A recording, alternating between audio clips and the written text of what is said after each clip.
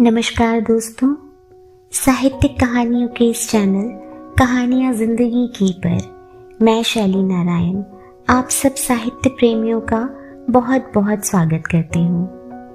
कहानियों के इसी सफर में आगे बढ़ते हुए आइए सुनते हैं चित्रा मुद्गल जी द्वारा रचित आधुनिक समाज की वास्तविकता और समय के साथ रंग बदलते रिश्तों की एक यथार्थवादी लघु कथा तर्पण।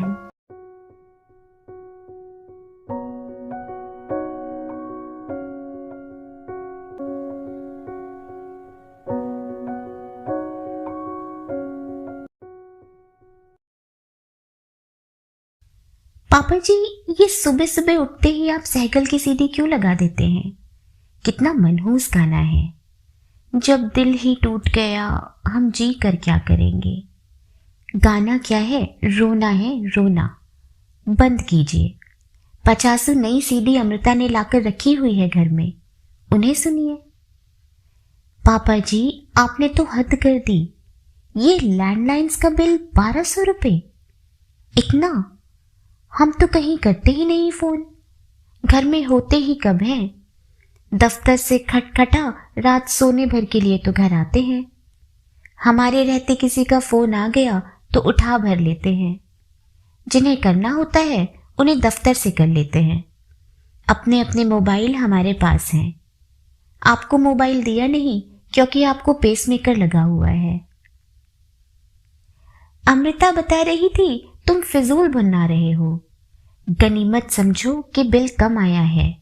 वरिष्ठ नागरिकों को सरकार ने हर जगह छूट दे रखी है। मुझे तो लगता है एमटीएल वालों ने बूढ़ों के लिए फोन की दरें आधी कर रखी हैं। वरना पापा जी का क्या है, हर आधे घंटे में वे 20-25 मिनट से कम नहीं बतियाते। जाने इतनी बातें फोन पर क्यों करते हैं, किससे करते हैं? जिससे करते हैं वह भी फुर्सत वाला ही होगा। उस हिसाब से तो बिल मामूली ही समझो। लो सुनो अपने बाप के कसीदे। हमें तो पड़ोस की रमणिका ने चार्टर्ड बस में बताया। कल दोपहर की ही तो बात है। नुक्कड़ वाली धोबन को 4 उल्टियां क्या हो गई। पापा जी उसे रिक्शे में बैठाकर अस्पताल ले दौड़े। पता चला वहां जाकर रतनिया पेट से है। हमें ही नहीं पता। प्रपंचों में हम पढ़ते ही कहाँ हैं। मोहल्ले में 4 तरह के लोग 4 तरह की बातें बना रहे हैं। ये खन्ना क्यों इतना फिक्रमंद हो रहा है रतनिया को लेकर? अब मैं किस किस को जाकर सफाई दूं कि पापा जी 85 पार कर रहे हैं। पापा जी, यह क्या तमाशा है? दफ्तर जाने की मारामारी के बावजूद सुबह में पानी की बोतलें भरकर लाइन से फ्रिज में लगा कर जाती हूँ। सांझ को मरखप घर लौटते हैं दोनों तो घूंट पर ठंडा पानी पीने को नसीब नहीं होता। हमसे तो मोहल्ले के जमादार, पोस्टमैन, ठेले वाले किस्मत वाले ठहरे। उन्हें जब भी प्यास लगती है आप बोतलें खाली कर देते हैं। आप समझते क्यों नहीं पापा जी, परोपकार के वो जमाने लद गए। घर के सामने जब लोग पानी के मटके रखवा दिया करते थे, गर्मियों में प्याऊ बनवा दिया करते थे रास्तों पर। नमकीन पिछले हफ्ते ही तो घर में आई थी पापा जी, हमने तो टूंगा ही नहीं। इतनी जल्दी खत्म भी हो गया। थके हारे घर लौटकर एक पैग लेने की सोचो तो नमक चटकर स्कॉच के घूंट भरो। जानते नहीं यहां से बाजार कितना दूर है। वैसे तो आप कहते रहते हैं बीकानेरी भुजिया आपके दांतों से चपती नहीं, फिर किन की खातिरदारी में नमकीन की भरनियां उलीचते रहते हैं आप? अपने कमरे की बिजली दिन भर क्यों जलाकर रखते हैं पापा जी आप? पिछले साल ही तो मोतियाबिंद को ऑपरेशन हुआ है आपका। आपने ही कहा था ऑपरेशन ठीक ठाक हो गया, संतुष्ट हैं आप। अब आपको आंखों से ठीक से दिखाई देता है, बल्कि साधारण रोशनी में भी आराम से पढ़ लेते हैं आप। कल शाम चार्टर्ड से उतरकर गेट से जैसे ही दाखिल हुए घर में, बरामदे की बत्ती को जलते हुए पाया। जाने कब से जली छोड़ रखी होगी आपने। क्यों ऑन की? दिन तो बड़े होते हैं आजकल। पापा जी, इस महंगाई में बिजली की फिजूल खर्ची कैसे बर्दाश्त करें, बताइए। घर में साग सब्जी ले आने भर से घर का खर्च नहीं चलता पापा जी, सैकड़ों खर्चे हैं। किस किस को गिनाएं। पेंशन तो आपकी अपनी दवा दारू में खर्च हो जाती है, बाकी सारा खर्च तो हम पर पड़ता है। चलो माना पेंशन कम है, तनख्वाह जो कम थी, मगर तब क्या हुआ आपको पापा जी? 6th पे कमीशन का बढ़ा हुआ हिसाब किताब हाथ आते ही फौरन लपक लिया आप पटियाला, बेटी की मुट्ठी गर्म करने। समझी, स्वाभाविक है, पैरवी की फीस भरनी जरूरी जो ठहरी। यह क्या किया आपने पापा जी? बैठक में मम्मी जी की तस्वीर टांग दी। मम्मी जी की तस्वीर को सैयद हैदर रजा की पेंटिंग है क्या? कितनी भद्दी लग रही है दीवार। सोचा था 60-70 हजार जोड़ लूंगी तो रजा की एक पेंटिंग खरीद कर लाकर यहां टांग दूंगी। ना होगा तो उनकी किसी पेंटिंग का पोस्टर ही खरीद कर मढ़वा लूंगी। लग जाएंगे 4 चांद बैठक की कलात्मकता में। ईर्ष्या करेंगे अड़ोसी पड़ोसी।